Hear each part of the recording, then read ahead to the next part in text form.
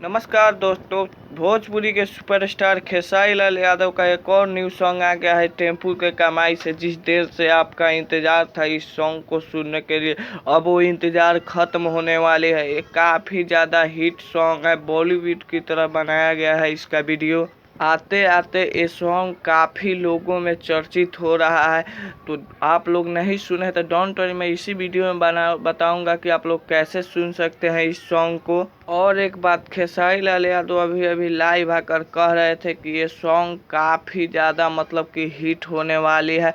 खुद से खेसारी लाल यादव लाइव आकर कह रहे थे कि आप लोग इस सॉन्ग को सुनने के लिए बहुत देर से उतावले हो रहे होंगे। तो डोंट वरी, जाइए आप डिस्क्रिप्शन बॉक्स में एक लिंक मिलेगा, उस लिंक पर क्लिक करते ही आप इस सॉन्ग के अंदर चले जाइएगा। और एक बात, इस वीडियो को आप अधिक से अधिक शेयर कीजिएगा ताकि खेसारी लाल यादव का और भी फैन जान सके कि खेसारी लाल का सॉन्ग आ गया है। तो दोस्तों वीडियो कहते हैं, चैनल पर नए हैं तो चैनल को सब्सक्राइब कर दीजिएगा, वीडियो को एक लाइक कर दीजिएगा। बाय, मिलते हैं अगली वीडियो में।